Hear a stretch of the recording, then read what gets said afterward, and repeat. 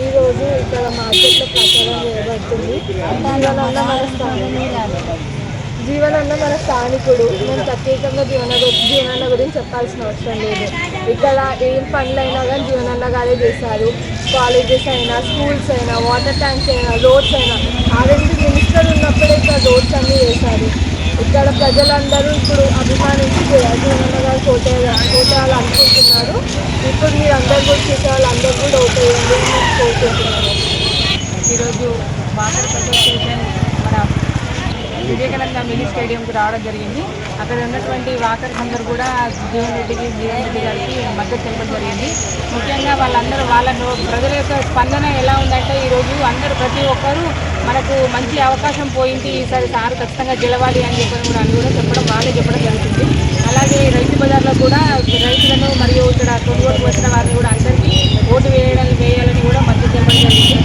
వాళ్ళు కూడా ప్రతి ఒక్క రైతు కూడా అంటున్నారు, అమ్మ మేము పల్లెటూరులో జీవనం అయితే ఆఖరిసారి గెలవాలని చాలా అందరం అన్నీ వేసుకున్నామమ్మా, మీ పట్టణంలోని వాళ్ళే చేశారని వాళ్ళు కూడా చెప్పడం జరిగింది. దయచేసి అందరికీ మన పట్టణ ప్రజల జగిత్యాల పట్టణ ప్రజలందరికీ ముఖ్యంగా తెలియజేయలేదు దీని ద్వారా మీడియా ద్వారా దయచేసి అందరూ సార్ చూసారు అవకాశం ఇవ్వండి. ప్రతి ఒక్కరూ మన పట్టణాన్ని అంటున్నారు కాబట్టి రైతులు ఏ రైతులు కానీ అమ్మ మేము వేసాము, ఇది చివరిసారి అనే అవకాశం ఇచ్చాము, మళ్ళీ వేస్తాము, మీ జగిత్యాల పట్టణ ప్రజల్ని చూడండి అని అందరూ చెప్పడం జరుగుతుంది. మనకు రాష్ట్రం అంతటా మన జగిత్యాల పట్టణ ప్రజలు నమ్మడం లేదు. ఈసారి నమ్మండి ఖచ్చితంగా. రాష్ట్రంలో ఏ విధంగా అయితే వచ్చిందో కేంద్రంలో కూడా అదే విధంగా గవర్నమెంట్ మనకు వస్తుంది, నమ్మండి. అది నమ్మలేదు, ఇదేనే నమ్మండి. ఖచ్చితంగా జీవన్ రెడ్డి సార్కు అవకాశం ఇవ్వండి. ఈరోజు మార్నింగ్ వివేకానంద స్టేడియంలో 12వ వార్డులో ఉన్న వివేకానంద స్టేడియంలో వాటర్స్ అసోసియేషన్లు మరియు ఇక్కడ ఉన్న రైతు బజార్ కూడా ప్రచారం చేయడం జరిగింది. వాటర్స్ అసోసియేషన్ వాళ్ళు కానీ మరి ఇక్కడ ఉన్న రైతులలో జగిత్యాల టౌన్ మరియు వివిధ చుట్టుపక్కల ఉన్న గ్రామాల నుంచి వచ్చిన రైతులందరూ కూడా మంచి స్పందన వెల్లడించారు. ఎందుకంటే వీళ్ళకి జీవనన్న గారు అనేది కొన్ని సంవత్సరాలుగా అంగడి చీటి కై బజార్ అనేది ఎత్తివేయడం జరిగింది. వీళ్ళకి దాదాపుగా సంవత్సరానికి 10,000 వరకు కూడా లాభం జరిగింది. సారు డైరెక్ట్గా కాకుండా ఇండైరెక్ట్గా వాళ్ళకి 10,000 వరకు సహాయం చేస్తున్నారు. చాలామంది ఇప్పుడు వచ్చిన కొత్త వాళ్ళకి అసలు జగిత్యాలలో కై బజారు ఉంటుందనే తెలియదు. ఇక్కడ కొత్త వచ్చిన వాడు వాళ్ళకి తెలియదు. చాలామంది వాళ్ళకి ఒక 30 ఏళ్ళ సంది ఇక్కడ ఉన్న వాళ్ళకి మాత్రం ఖచ్చితంగా తెలుసు కై బజార్ అనేది ఉంది, అది తీసేసిన ఘనత జీవన్ రెడ్డి గారిదే అని తెలుసు. కాబట్టి ప్రతి ఒక్క రైతు కూడా జీవన్ రెడ్డికి ఓటేయాలని ముఖతో ఉన్నారు. తప్పకుండా రైతులకు అనేది జీవనన్న అనేది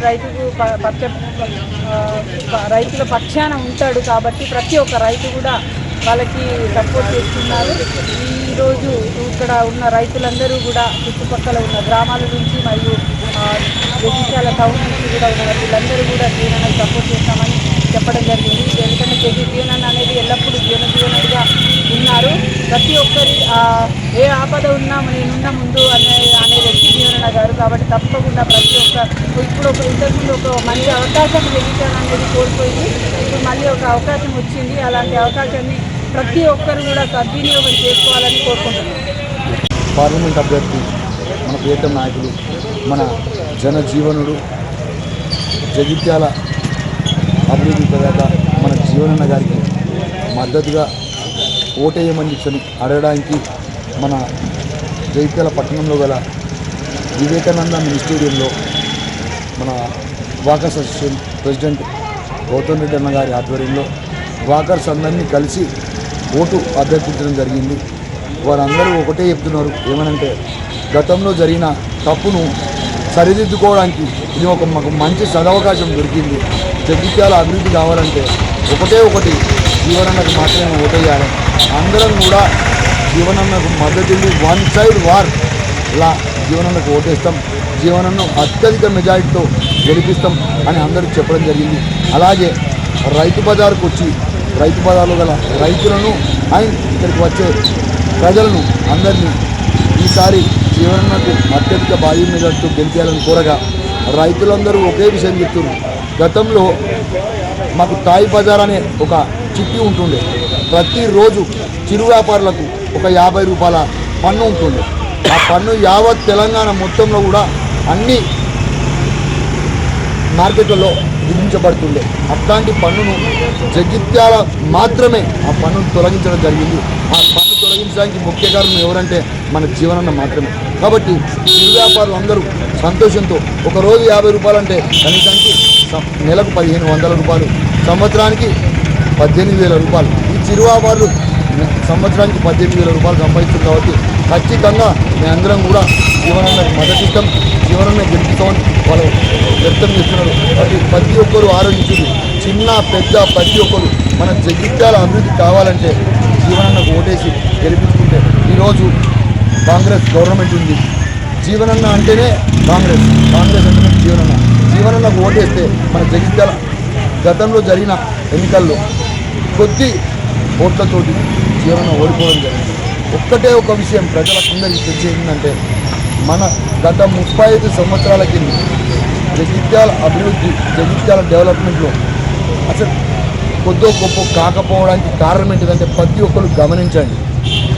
గవర్నమెంట్ ఒకటి, స్థానిక నాయకులు ఒకటి.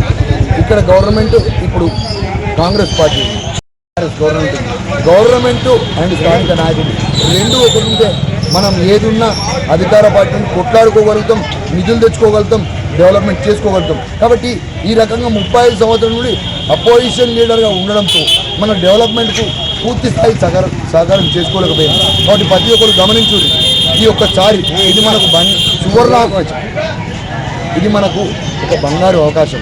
ఏంటంటే కాంగ్రెస్ పార్టీ అధికారంలో ఉంది, జీవనన్న కొద్ది ఓట్ల మెజారిటీతో ఓడిపోయినా కానీ మనకు అభివృద్ధి కావాలి, అధికారం పార్టీలో మనం ఉన్నాం. కాబట్టి రేవంత్ రెడ్డి గారు మన జీవనన్నను గెలిపించి మొత్తం ఇక్కడి నుండి నిజామాబాద్ పార్లమెంట్ నియోజకవర్గమే కాదు, ఢిల్లీ నుండి రావాల్సిన ప్రతి ఫండ్స్ మన తెలంగాణకు తెచ్చి డెవలప్మెంట్ చేపిస్తాడు అన్న ఉద్దేశంతో మన జీవనన్న గారికి ఎంపీ సీట్ ఇచ్చి జీవనన్నను ఎంపీగా నిలబెట్టారు. కాబట్టి ప్రతి ఒక్కరు ఆలోచించారు, మన డెవలప్మెంట్ కోసం జీవనన్న గెలిపి అభివృద్ధి వేసుకుందాం. ఈ అవకాశం ఇచ్చినందుకు అందరికీ కృతజ్ఞతలు. ప్రతి ఒక్కరు జీవనన్న కోటేసి గెలిపించి మన జగిత్యాలనే కాకుండా నిజామాబాద్ పార్లమెంటు నియోజకవర్గం మొత్తం కూడా డెవలప్మెంట్ సాకారం చేయాలని కోరుకుంటూ